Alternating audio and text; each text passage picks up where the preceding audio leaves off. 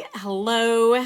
I'm hopping in to do a quick training today on why I helped a client reframe their weight loss. So I hope that my phone's going to hold up. The battery is a bit low, but my computer is acting up. So I'm coming to you live to do this training, and you might find it interesting why I had to work with my client to reframe their thoughts around the 10 pounds weight loss that they achieved in a few months. So I'll tell you a bit of the background story. The client is actually really motivated to prevent chronic disease. So if you know anything about living with chronic diseases or your chance of developing chronic disease, if there's a lot of family that have, diabetes or heart disease, your risk is going to be higher. So this individual sees her family suffering from diabetes, sees what it's done, and sees everyone in her family develops diabetes. So she got referred to me to work with her on that. And in 2 months, she's lost 10 pounds. She's actually eating more often than she was and having to remind herself to eat. So if you're following me as an intuitive eating coach, emotional eating coach, that gentle nutrition piece is important, right? Because we're still going to focus on getting adequate protein, getting some healthy fat at every meal, and getting enough carbohydrates to keep the energy consistent and that blood sugar consistent. So all in all, it worked. She lost weight. She doesn't always remember every day to balance, but she's trying her best. So without having to do a lot of change, she's achieved 10 pounds weight loss. But yesterday on our call, she was asking me about bariatric surgery. So that might seem extreme, and it is extreme to go to bariatric surgery as a preventative to prevent you from getting a chronic condition. There is evidence that people that have diabetes generally have much improvement after they have bariatric surgery, but it's a big invasive procedure and the outcomes aren't guaranteed, right? And then you need to be supplementing for the rest of your life. Your food intake is going to be quite minimal depending on the procedure that you have done, and it's going to be a lifelong thing. And people regain weight after surgery. It's not uncommon, right? So what I had to work with her on was, she was like, yeah, I've lost a few pounds. So I don't want to focus on weight. That's not the goal in working with my clients, is to help them learn how to eat, listening to their body, have the energy, feel good, and help them with their chronic conditions. So when she said a few pounds, I was like, okay. In my mind, I was thinking, okay, I'm just going to guess, like, okay, so few, is that like 2 to 4 pounds? And she was like, no, I lost 10 pounds. Yeah, I lost 10 pounds since I started. And her appointment had gotten bumped because I didn't have a voice when we initially were rebooked. But the interesting thing that came out of it was she lost 10 pounds. And for success in weight loss, which if you follow me for a while, I'm not keen on promoting weight loss because we see it doesn't work. But if we're looking at someone from that lens, it's 10% weight loss in 6 months is success. So she's already lost half of what 10% would be in 2 months. So she still has 4 months left to go. So technically, she's well on her way to achieving that 10% weight loss in 6 months. And it's with healthy habits. So she's also started moving a bit more and doing a bit more regular exercise.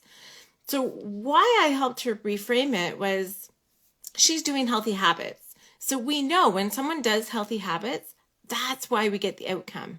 It's not always dependent on that number on the scale or on that weight.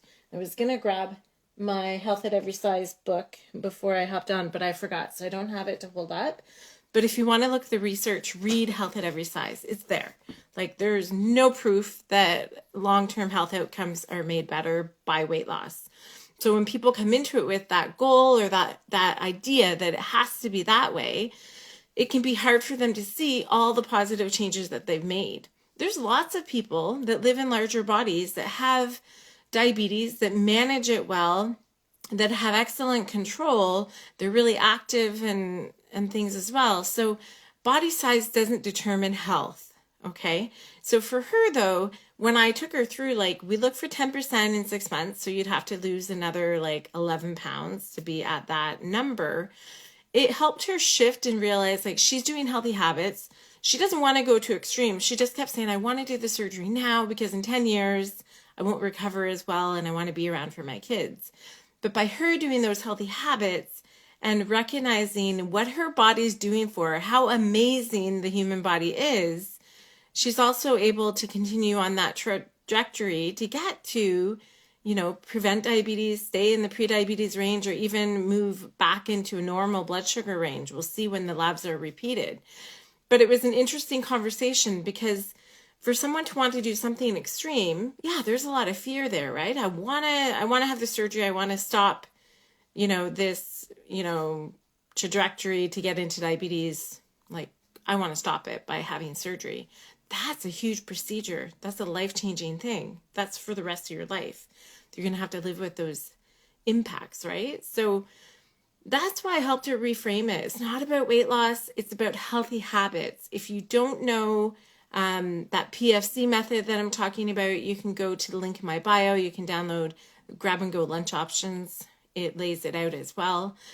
And if you want to see what healthy habits you should focus on, head on over to that same link and grab my healthy habits tracker. And you can see that doing healthy habits builds on healthy habits. So for example, this morning, I've been trying to walk every day this week. Today was the second day this week. We're on Wednesday. From Saturday until now, I've been trying to walk every day. Today's the second day that I've gotten out. And it's because I get into work and I get into a mindset that, I'm not going to have time. And then I just get into things. So this morning I made the choice to go at 7 a.m.